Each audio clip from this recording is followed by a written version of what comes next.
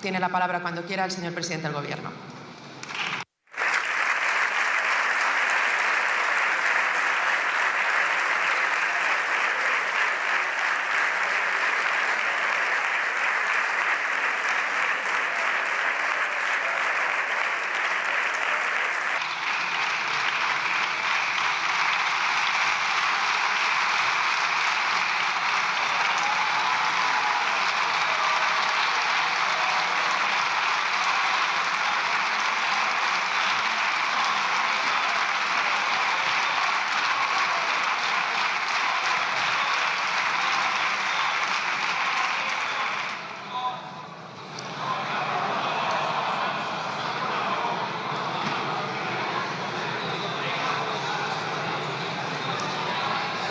Silencio, por favor. Muchas gracias, señora presidenta. Señorías, quiero que mis primeras palabras sean de recuerdo y de reconocimiento a un sindicalista, a un galleguista, a una persona profundamente de izquierdas, a Suso Díaz. Todo nuestro recuerdo y todo nuestro reconocimiento para la familia de Suso Díaz y para Yolanda Díaz, vicepresidenta del Gobierno de España.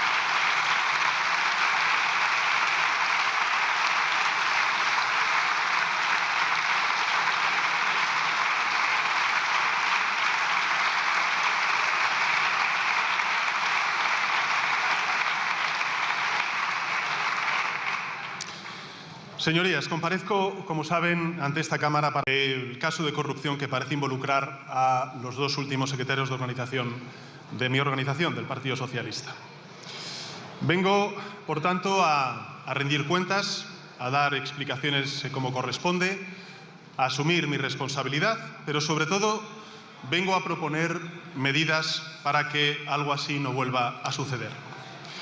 Porque estoy convencido, además, de que eso es lo que quiere la mayoría de los ciudadanos y ciudadanas. Soluciones y, por tanto, no disputas estériles ni piras inquisitoriales que denigran a este hemiciclo y socavan la confianza de los ciudadanos en nuestras instituciones democráticas. Asumir la responsabilidad, señorías, es pedir perdón, es tomar medidas y, a mi juicio, es seguir haciendo avanzar a España. Y por eso subo a esta tribuna con una honda sensación de decepción, en primer lugar conmigo mismo, y sobre todo con aquellos en quienes nunca debí confiar. Pero también subo con la seguridad, señorías, de ser un político limpio y con el orgullo de quien lidera un partido ejemplar.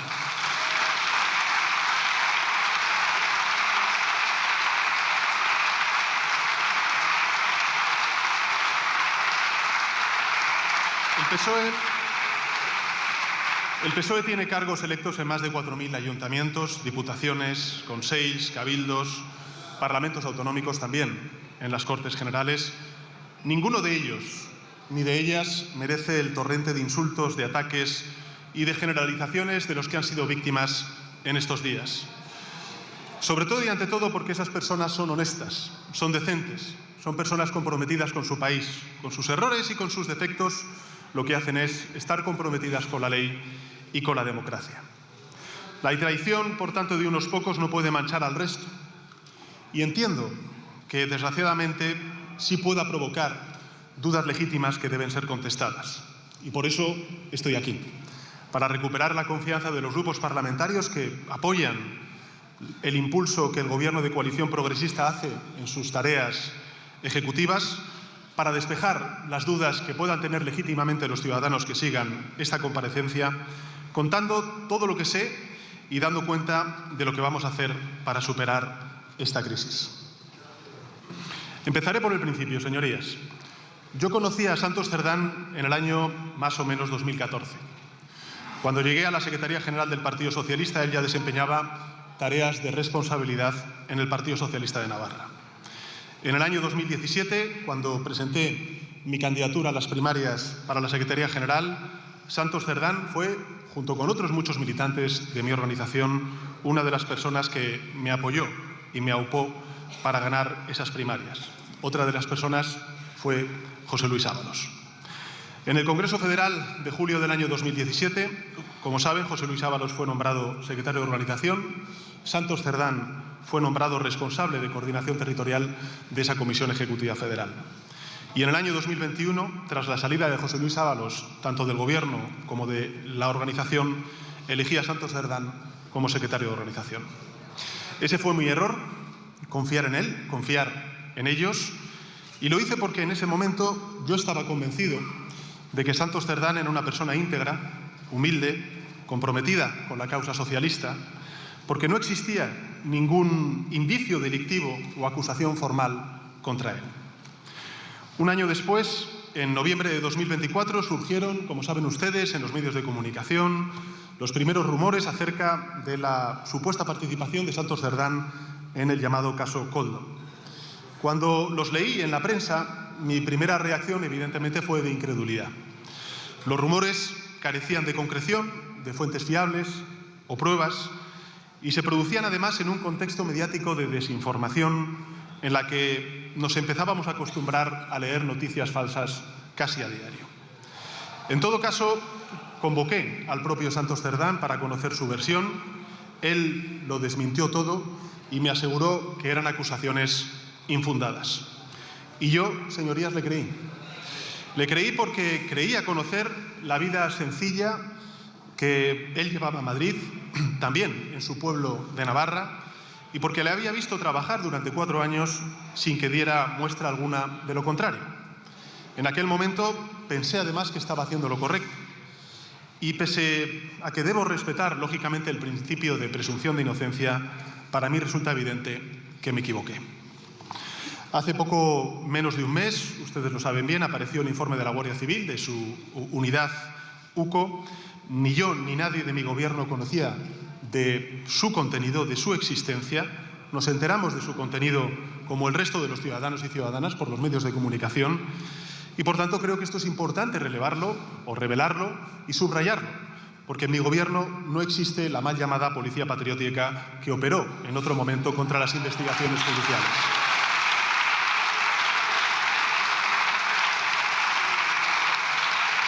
Dicho informe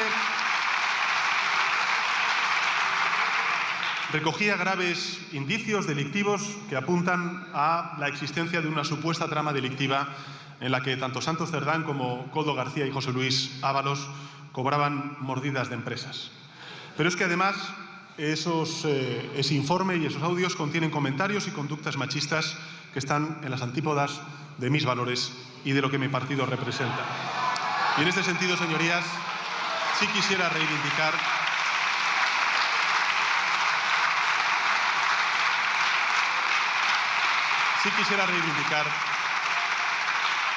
el compromiso de mi organización con la abolición de la prostitución. Señorías, descubrir ambas cosas fue un duro golpe para mí, lo he dicho en reiteradas ocasiones desde que se dio a conocer este informe, lógicamente para mi organización, para el Partido Socialista Obrero Español y para millones de ciudadanos progresistas que confiaron en nuestro proyecto. Soy muy consciente de ello y por eso a todos ellos y a todas ellas quiero pedirles una vez más disculpas. Y además quiero hacerlo desde aquí, desde la sede de la soberanía nacional.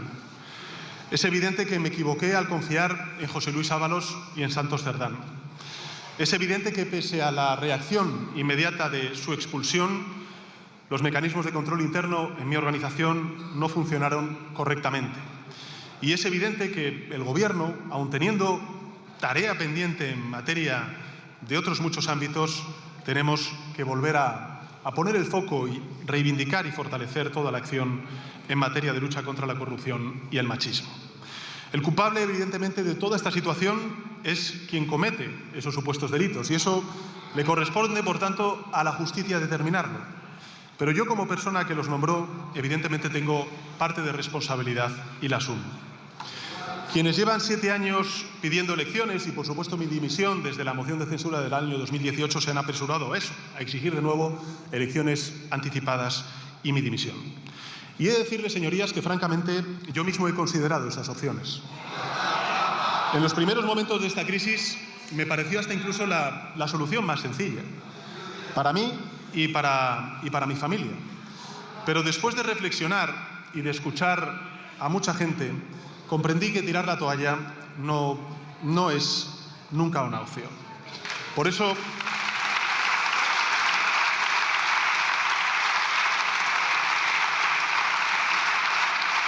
Por eso, señorías, quiero decirle a los ciudadanos y a sus señorías que no voy a tirar la toalla y que vamos a continuar. Y voy a continuar por 3 razones.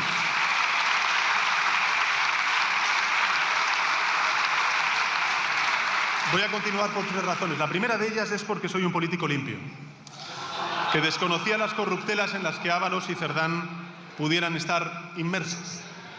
Sé que en estos casos es lógicamente difícil no creer, o mejor dicho, es más difícil no creer que creer. Y entiendo que haya ciudadanos y ciudadanas que tengan dudas sobre lo que sabía y lo que no, pero yo no las tengo. Y por eso voy a defender la integridad del proyecto político que tengo el honor de liderar. En segundo lugar, señorías, voy a continuar porque aspiro a recuperar la confianza de los grupos parlamentarios que de una u otra manera han venido apoyando la acción del Gobierno desde el inicio de esta legislatura. Sé, señorías, que no están siendo días fáciles para esos grupos parlamentarios que apoyaron mi investidura como presidente del Gobierno.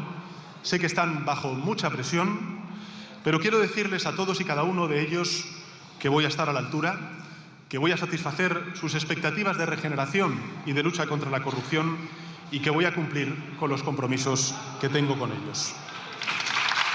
De hecho,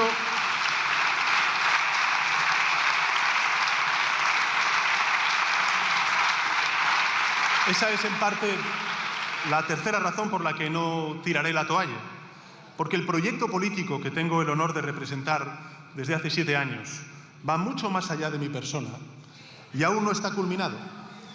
Miren, es evidente que la coalición ultraderechista del Partido Popular con Vox llevan años construyendo la idea de que soy un presidente megalómano, que se aferra al cargo para montar en el Falcon y vivir en el Palacio de la Moncloa. Silencio, señores diputados. Hacen esa caricatura, evidentemente, como hemos denunciado en muchas ocasiones, para deshumanizar al adversario político y porque creen, además, que este cargo es un privilegio a disfrutar y no un alto honor y una gran responsabilidad que ejercer, porque así es como entiende el Partido Popular y Vox el poder. Pero no en mi organización, ni por supuesto yo lo veo de ese modo. Para nosotros y para nosotras el Gobierno es un alto honor, sin duda alguna, pero también es una inmensa responsabilidad y es una gran oportunidad de transformar para bien la vida de la gente. Es una responsabilidad por la confianza que depositaron en nosotros millones y millones de personas que quieren que sus derechos crezcan y no haya una involución, que se respeten en definitiva. Y también es una gran oportunidad para mejorar la vida de la gente, para seguir convirtiendo a España en un referente mundial de crecimiento económico, de transición verde, de bienestar social y también de avances sociales en derechos y en libertades. Y esa oportunidad no es solo mía, es de muchos que se dejan la piel cada día para estar a la altura. Por eso, señorías, no voy a tirar la toalla y voy a continuar, porque tenemos un gran proyecto de país en el que confían millones de personas, un proyecto que no podemos abandonar por la corrupción y la zafiedad de unos pocos que, por cierto, no pidieron permiso al resto y que fueron egoístas, que les dio igual jugarse lo que nunca fue suyo, que es la dignidad del Gobierno y el presente y el futuro de España. Señorías, les pido que miren un momento hacia atrás y juzguen también mi labor y la acción de este Gobierno de forma integral y honesta. Porque creo que si lo hacen los ciudadanos, verán que nuestra hoja de servicios es clara y muy positiva. En enero de 2020 presenté en esta Cámara las prioridades y compromisos que guiarían la acción del Gobierno de coalición progresista. Prioridades y compromisos que rubricamos también el pasado mes de noviembre del año 2023 ante una nueva mayoría parlamentaria. Hoy, años después, y a pesar de las enormes dificultades vividas, podemos decir con humildad y también con datos que estamos cumpliendo con esa hoja de ruta. Dijimos que crearíamos empleo y hoy tenemos el mayor número de afiliados y afiliadas a la Seguridad Social de la historia. Dijimos que generaríamos riqueza y hoy somos una de las economías que más crece en Europa y acabamos de superar en PIB per cápita nada más y nada menos que una gran economía como la japonesa. Dijimos que mejoraríamos el poder adquisitivo de los ciudadanos después de muchos años de recortes y de merma de la renta disponible. Y hemos aumentado la renta disponible de los hogares en 11 puntos, señorías, por encima de la inflación. Dijimos que transformaríamos nuestro tejido productivo, que reindustrializaríamos nuestra economía en verde y también en digital. Y hoy exportamos más servicios no turísticos por un valor de 7.000 millones de euros mayor a los ingresos por turismo, justo al contrario de lo que ocurría en el año 2018, el último año de la administración conservadora de Mariano Rajoy. Dijimos que lideraríamos la transición ecológica y hoy somos la cuarta gran economía más sostenible del mundo, según prestigiosas universidades como la de Yale. Dijimos que revertiríamos los recortes de Mariano Rajoy a nuestro estado del bienestar y hemos invertido nada más y nada menos que un 36% más en servicios públicos y prestaciones sociales que lo hacía el Partido Popular bajo sus gobiernos. Dijimos que resolveríamos y devolveríamos al terreno de la política los conflictos territoriales que amenazaban con fracturar a nuestro país. Y hemos logrado recuperar esa confianza política, esa convivencia y esa cohesión territorial en las instituciones y reimpulsar el autogobierno de los territorios. Dijimos que convertiríamos a España en un actor importante en la escena internacional y europea. Y hoy somos un referente global en defensa del multilateralismo, del comercio abierto, del derecho internacional y de la paz. Hemos conseguido muchas cosas en estos años. Nadie puede negarlo, señorías. Como tampoco negamos nosotros que aún queda mucho por hacer, muchísimo. Todavía tenemos que alcanzar el pleno empleo, sobre todo entre los jóvenes, mejorar el poder adquisitivo de nuestros trabajadores. Todavía tenemos que mejorar nuestro sistema científico, educativo, también sanitario. Todavía tenemos que eliminar las injusticias que afectan a distintos colectivos y también a los jóvenes, sin olvidar al 51% de nuestra población, que son los derechos y las libertades de las mujeres. Todavía tenemos que hacer efectivo el derecho de todo ciudadano y ciudadana al acceso a una vivienda digna. Todavía tenemos que culminar ese proyecto siempre inconcluso que es el modelo autonómico. Y sin duda, todavía tenemos que resolver el problema de la corrupción en nuestro país. Miren, España es un país que funciona conforme a la ley. Los datos, insisto, indican que en España no hay una corrupción sistémica, ni endémica, ni tampoco existe impunidad, como dicen algunos. Cada día en España, señorías, en todas las administraciones públicas, desde el ayuntamiento más pequeño hasta la Administración General del Estado, se celebran cientos, miles de contrataciones públicas y la práctica totalidad cumple escrupulosamente con la ley. La inmensa mayoría de nuestros servidores y servidoras públicos trabajan con integridad y con una vocación intachable. Y la inmensa mayoría de nuestras empresas compiten con honradez y respeto a las normas. En todo caso, es evidente que esa integridad no es absoluta, que en nuestro país sigue habiendo corruptos y corruptores, sigue habiendo políticos y cargos públicos de todas las ideologías procesados por malversación, por cohecho o por blanqueo de capitales. Sigue habiendo también pocos, pero los hay, miembros de las fuerzas y cuerpos de seguridad del Estado, por ejemplo el comisario Villarejo, acusados de revelación de secretos, falsedad documental y organización criminal. Sigue habiendo empresarios que pagan mordidas, sobornos para influir en la legislación u obtener contratos públicos. Por eso, señorías, lo que quiero decir con esto es que en España no existe una corrupción sistémica. Y si existe esa corrupción, que la hay, también si lo vemos en términos históricos, con perspectiva histórica, es mucho menor que en el pasado. Pero sigue existiendo. Y la causa es un grave daño a las instituciones, a la confianza en nuestras instituciones democráticas, al tejido productivo y, en definitiva, a nuestra ciudadanía. A lo largo de los últimos años, el Gobierno de coalición progresista ha puesto en marcha o adoptado más de 30 medidas para combatir esta lacra. Hemos hecho muchas cosas, también con el apoyo de una amplia mayoría de grupos parlamentarios en esta Cámara.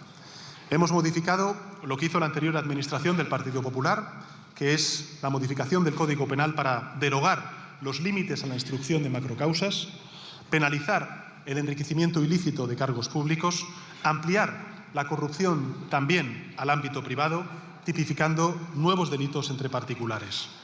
Hemos reforzado los recursos de la Fiscalía Anticorrupción, hemos incrementado en un 61% los recursos y los efectivos de la UCO, de la Guardia Civil, hemos protegido a quienes denuncian corrupción mediante la Ley de Protección del Informante y la creación también para ello de una autoridad independiente específica. Hemos aprobado un sistema de integridad para la Administración General del Estado que incluye, entre otras cuestiones, canales de denuncia, protocolos de gestión de riesgos, mecanismos también de evaluación.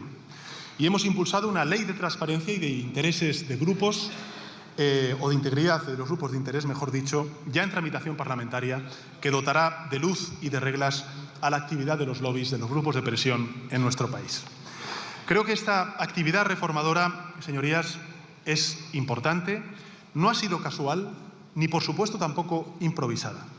Empezó en el año 2020, en enero de 2020, el año de la pandemia, y ha ido avanzando a lo largo de las 2 legislaturas como fiel reflejo de una voluntad real y compartida por erradicar la impunidad, por reforzar la rendición de cuentas y por blindar nuestra democracia, frente a la corrupción. Hemos avanzado mucho, señorías, pero es obvio, resulta evidente que no es suficiente. Las 35 causas de corrupción que se abrieron el año pasado en nuestro país, algunas de ellas a partidos políticos de distinto signo, nos demuestran que se necesita hacer más, que los partidos políticos, los gobiernos de las distintas administraciones, las empresas, tienen que adoptar más medidas. Y yo, como presidente del Gobierno, tengo la mayor responsabilidad en todo ello y la voy a asumir. Voy a afrontar el problema de la corrupción y lo vamos a superar, señorías, como hemos hecho con otras muchas crisis que durante estos últimos 7 años hemos tenido que afrontar y gestionar.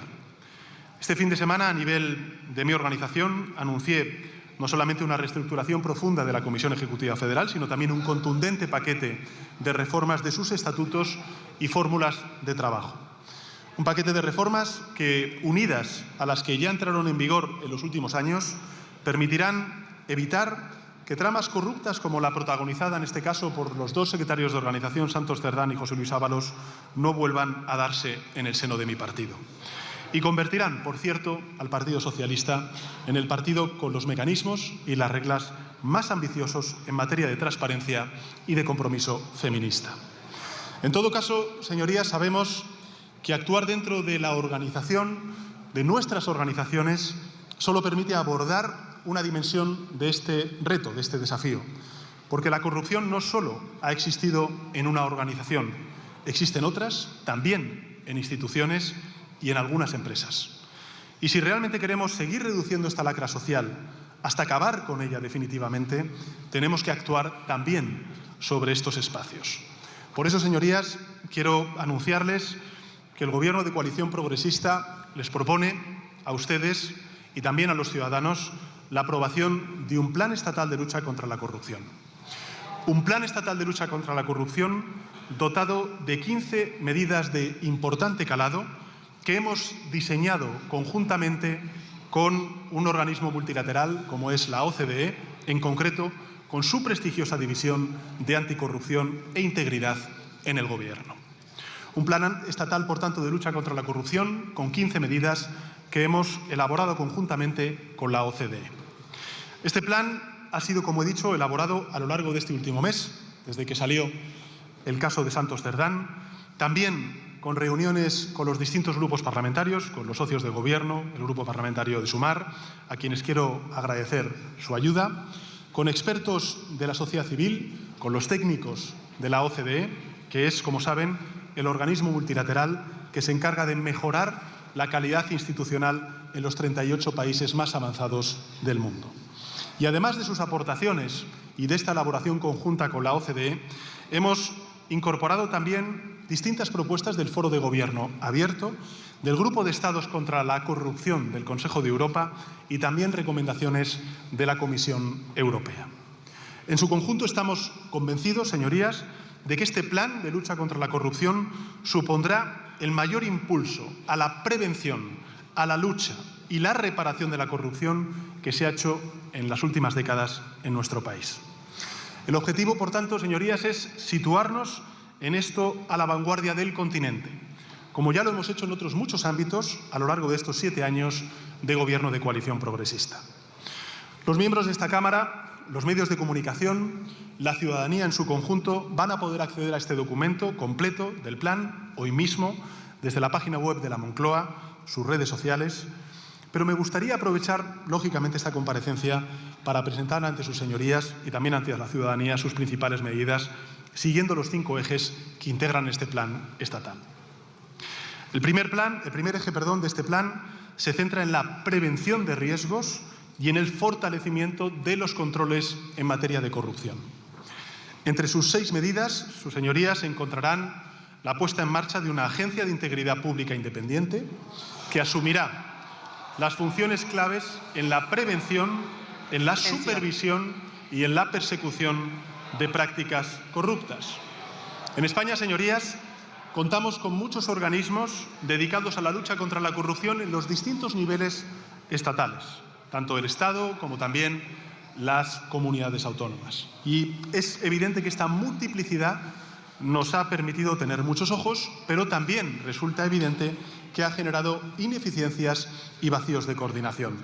De hecho, señorías, los técnicos de la OCDE nos recomiendan también, además de otros grupos parlamentarios, crear esta agencia que deberá coordinar de forma independiente la lucha contra la corrupción y que será encargada de liderar los esfuerzos en esta materia. Al mismo tiempo, señorías, vamos a extender la metodología aplicada a la adjudicación de los fondos Next Generation, los fondos de recuperación, transformación y resiliencia, a toda la Administración del Estado. Lo que vamos a hacer es crear mapas de riesgo, de integridad, usar el análisis avanzado de datos para detectar vulnerabilidades en procesos críticos de contratación, también las subvenciones o la propia gestión presupuestaria. Y para ello vamos a introducir aplicaciones de inteligencia artificial en la plataforma de contratación del sector público. Perdone, señor presidente del Gobierno. Señores diputados y diputadas, por favor, les ruego silencio. Señor presidente, cuando quiera. Silencio, por favor. Como decía, vamos a introducir aplicaciones de inteligencia artificial en la plataforma de contratación del sector público, de modo que nos permita automatizar, optimizar la identificación de patrones anómalos o indicios de fraude. Porque es inaceptable que haya empresas que sistemáticamente, con diferentes modificaciones de contratos en administraciones, no sean detectadas y no tengamos información necesaria para evitarlo. Yo creo que con esta nueva herramienta tendremos esa capacidad para poder detectar esos patrones. Y en virtud de esta misma lógica, señorías, exigiremos sistemas de compliance anticorrupción a las empresas que quieran contratar con las distintas administraciones y desplegaremos pactos de integridad para determinados contratos públicos, un sistema que ya usan, por cierto, otros países europeos y que sirve para monitorear de forma independiente los procesos de contratación, reduciendo, por tanto, el riesgo de mala praxis. Y además, como saben, la nueva Ley de Administración Abierta reforzará la obligación de transparencia activa, establecerá mecanismos de alerta temprana y actualizará el portal de transparencia del Estado.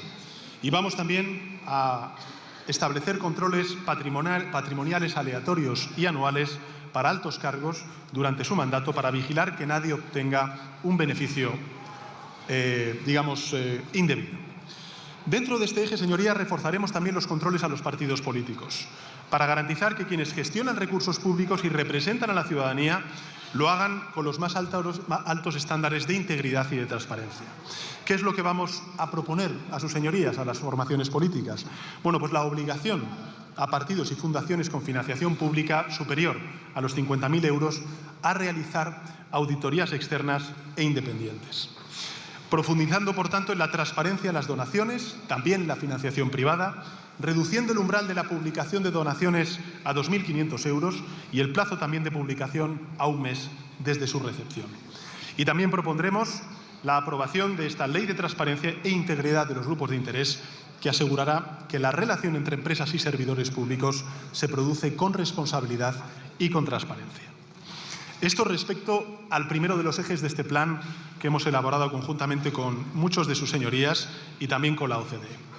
El segundo eje del Plan Estatal de Lucha contra la Corrupción que les proponemos, señorías, se centra en la protección de quienes dan un paso al frente a la hora de denunciar supuestos y potenciales casos de corrupción.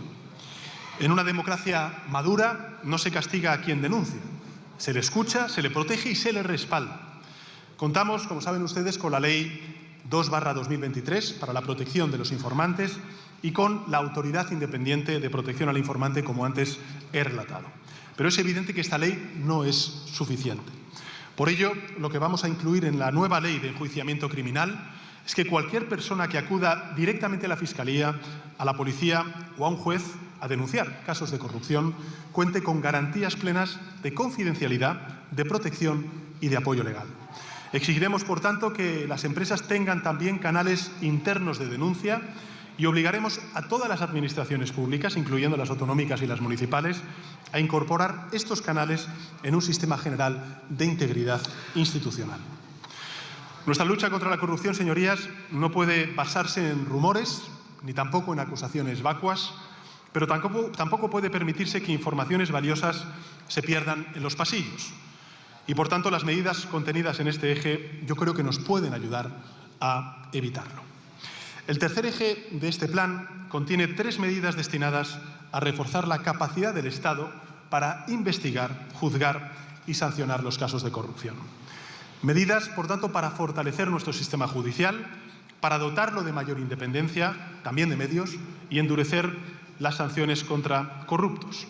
Para ello, crearemos secciones especializadas en delitos contra la administración pública dentro de los nuevos tribunales de instancia, con jueces y juezas especializados, algo que, por cierto, ayudará a agilizar los procesos judiciales y aumentar su eficacia.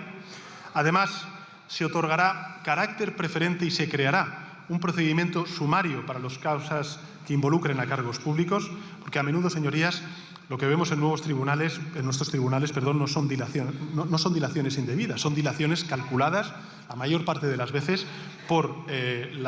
provocadas por las partes, que merman la confianza de la ciudadanía en la acción de la justicia. Para hacernos visualizarlo en un caso concreto, la pieza de Arganda, de la ciudad de Arganda, de la Comunidad de Madrid, del caso Gürtel, inició su instrucción, señorías, en el año 2009. Y no hemos conocido la sentencia hasta 16 años después, es decir, en este mismo año, el año 2025. Esto, evidentemente, debemos abordarlo porque, si no, podemos estar abriendo las puertas a la impunidad. Asimismo, contaremos con un continuo refuerzo de la Fiscalía Anticorrupción, con más medios. Remitiremos a las Cortes Generales el anteproyecto de ley de enjuiciamiento criminal, que incluirá una reforma estructural del modelo de instrucción penal, atribuyendo esta competencia al Ministerio Fiscal, como ya sucede, por cierto, en otros países europeos, y garantizando su independencia y sus recursos. Señorías, si queremos acabar con la corrupción, tenemos que perseguir a los corruptos, pero también tenemos que hacerlo con los corruptores, porque detrás de cada mordida hay alguien que recibe, pero también hay alguien que paga. Empresas, empresarios que suelen irse de rositas y que tienden a eludir la crítica pública y también el castigo judicial. Y esto, evidentemente, no puede seguir así. Por eso vamos a endurecer las penas por delitos contra la administración pública en el Código Penal y duplicaremos los plazos de preinscripción. Y además aumentaremos las multas a las empresas corruptoras, calculándolas no sobre los beneficios obtenidos, sino sobre sus ingresos anuales. Y pondremos en marcha un sistema de exclusión y de listas negras para impedir que las empresas condenadas por corrupción puedan seguir contratando por la administración pública.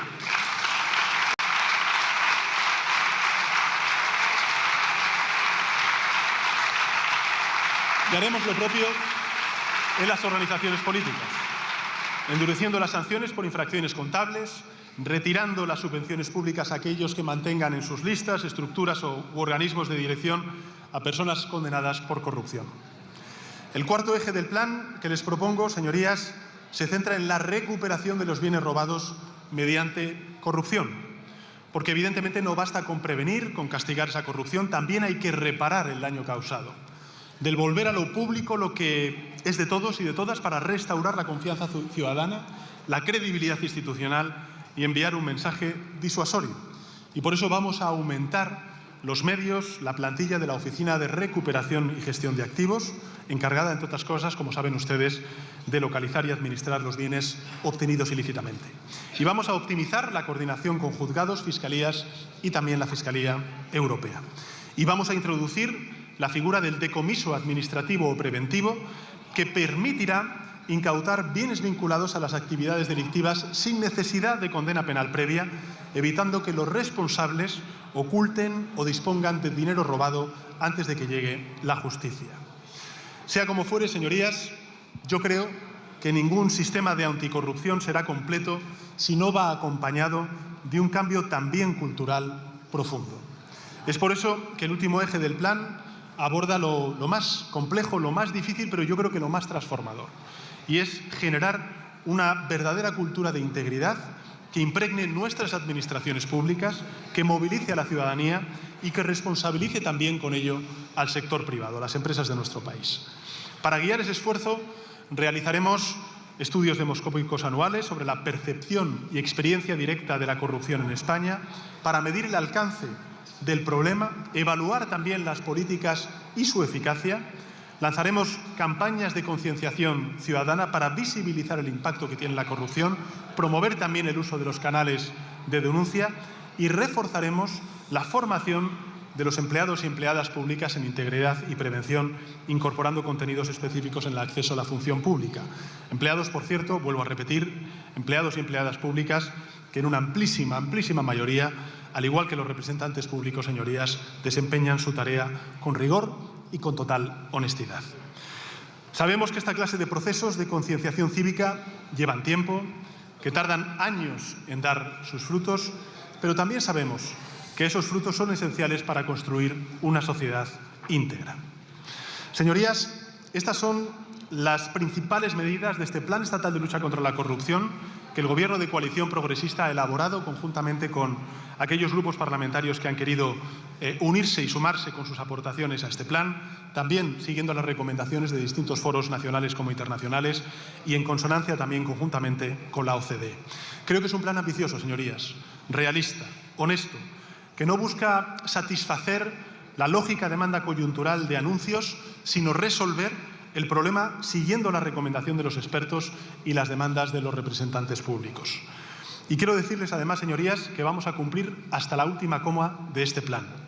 Y para demostrarlo también les anuncio que hemos acordado con la OCDE un sistema de seguimiento y de evaluación que dará cuenta de los avances realizados a los 12 y a los 24 meses y que emitirá un dictamen técnico que será de dominio público y, por tanto, de libre acceso a quienes tengan interés en saber exactamente qué avances se están produciendo en materia de regeneración y de lucha contra la corrupción. Esta es nuestra propuesta, señorías. Este es mi compromiso. Yo creo, señorías, que hay dos tipos de grupos parlamentarios. Los que quieren erradicar la corrupción y los que quieren instrumentalizarla, o bien para desgastar al adversario político, o bien para premiar a los suyos. Al segundo tipo es evidente que yo no voy a satisfacer nunca, haga lo que haga, pero espero de corazón que el plan que les planteo sí satisfaga a los ciudadanos y a los grupos parlamentarios que realmente quieren medidas eficaces que acaben con los corruptos y los corruptores de una vez por todas. A esos grupos parlamentarios quiero además darles las gracias. Gracias por su comprensión, gracias por su apoyo, gracias también por su alto nivel de exigencia, porque tienen razón en indignarse y porque su indignación nos ayuda a mejorar. Sus señorías y mi grupo parlamentario no siempre vamos a estar de acuerdo, discrepamos en muchas cosas, pero a todos nos une la misma vocación de servicio público y el mismo compromiso con la limpieza, la honestidad y la ejemplaridad. Y les aseguro, señorías, que vamos a estar a la altura. Concluyo diciendo que soy muy consciente a los ciudadanos y ciudadanas que las noticias que hemos conocido estas últimas semanas han sido un jarro de agua fría para todos y todas. Para aquellos que confiaron en mi organización, en este Gobierno, en el año 2023, Silencio. Pero también para la sociedad en su conjunto.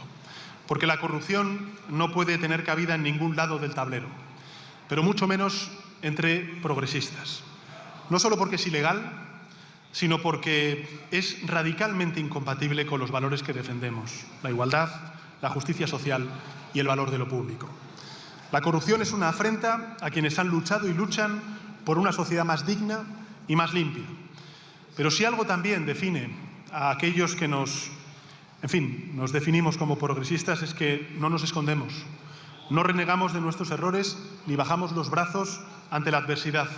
Ante los problemas, los progresistas damos respuestas, ofrecemos soluciones y superamos esos desafíos.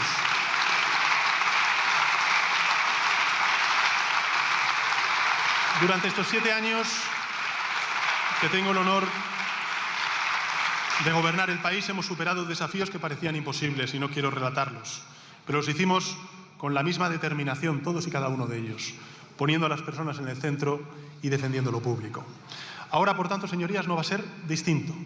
Vamos a superar la crisis de corrupción con hechos, con medidas, con reformas y transformaciones estructurales que fortalecerán a la postre nuestra democracia y blindarán nuestras instituciones frente a la codicia de algunos. Porque la confianza se recupera con acción y con coherencia, no dando pasos a un lado. Y como presidente del Gobierno, yo asumo mi responsabilidad y afronto este reto, lógicamente con determinación y con toda humildad. Afronto el reto de mejorar los mecanismos que tienen nuestras instituciones para evitar, para perseguir y para castigar la corrupción. Lo fácil, señorías, ciudadanos y ciudadanas, sería tirar la toalla. Pero nosotros no hacemos lo fácil, hacemos lo correcto. Por eso, como decía un gran escritor extremeño, vamos a seguir caminando hacia adelante, siempre hacia adelante. Nada más y muchas gracias, señora presidenta.